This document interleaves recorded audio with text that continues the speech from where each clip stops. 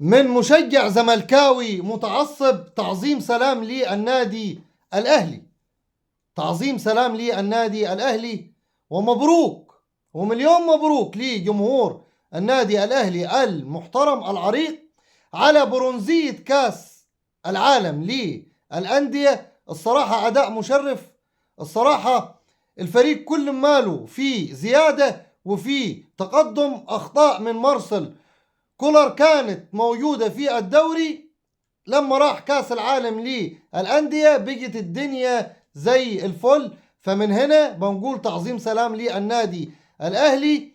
محدش يزعل من جمهور نادي الزمالك، افتخر بالنادي الأهلي. النادي الأهلي بيمثل مصر وبيمثل قارة أفريقيا.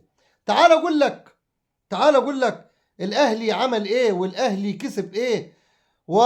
وألف سلامة للكابتن محمود الخطيب، ربنا يشفيه ويعافيه إن شاء الله.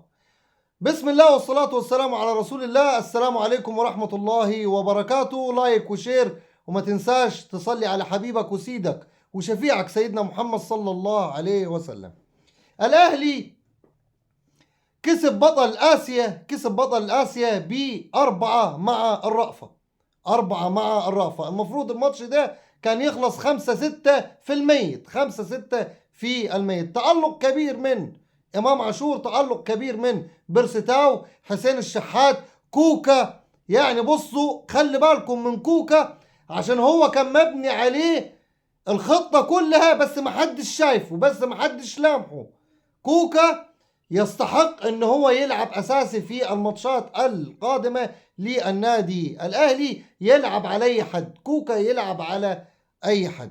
طيب الاهلي كسب 2,500,000 دولار في 9 ايام. 9 ايام، تخيل رايح تعمل اجازة ترفيهية، كاس العالم للاندية مدته 9 ايام. الاهلي راح رفه عن نفسه، راح السعودية، اللعيبة اكيد عملت عمرة، رجعوا ب 125 مليون جنيه، ب 125 مليون جنيه. فمن هنا بنقول تعظيم سلام للكابتن محمود الخطيب وإدارة النادي الأهلي. شكرا، شرفتونا، شرفتوا قارة أفريقيا، شرفتوا اسم مصر.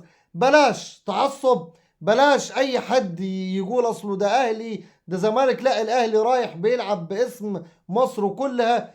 الأهلي شرف مصر، والله العظيم ما بطبل، أقسم بالله أنا زملكاوي متعصب جدا جدا، بس على الأداء ده الأهلي تعظيم سلام. هتقول لي طيب التعصب ده هيرجع امتى؟ لما هيرجع الدوري وشغل بقى عامر حسين واتحاد الكوره ويخبطنا مع بعض، يأجل للأهلي يأجل للزمالك. المسابقة عندنا بايظة خالص. لكن الأهلي بيروح في أفريقيا، انتوا عارفين الأهلي في أفريقيا في حتة تاني. لما بيروح كاس العالم للأندية الصراحة شغل محترم وشغل عالي جدا. بس كان ينقص النادي الأهلي ان هو كان يلعب قدام مانشستر سيتي النهارده. والله العظيم فلومينسي ده والله ما مش بيلعب كورة، بس هي الحظ معاند النادي الأهلي. وإن شاء الله السنة الجاية إن شاء الله الأهلي يلعب على النهائي، يلعب قدام مانشستر سيتي، بقى يلعب قدام الريال. الأهلي يقدر. لعيبة النادي الأهلي كبيرة جدا، بغض النظر عن بقى أهلي زمالك الكلام ده. أي حد هيقول حاجة غير كده هيبقى عاد لا بيفهم كورة. الواحد بيتابع كورة والواحد مجنون كورة. يعني الكورة الحلوة بنقول عليها حلوة. لما الأهلي النهاردة يلعب ويكسب 4 مع الرأفة بأداء، خلي بالك أنت بتكسب بنتيجة كبيرة مع أداء. أنت بتلعب بطل آسيا بتكسبه 4. السنة اللي فاتت لعبت الهلال السعودي بطل آسيا كسبته 4.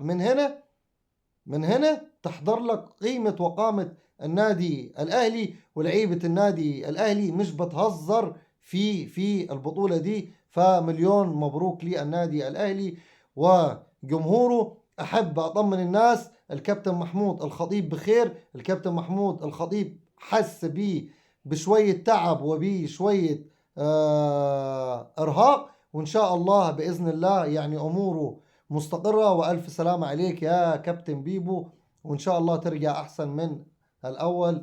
سلام عليكم.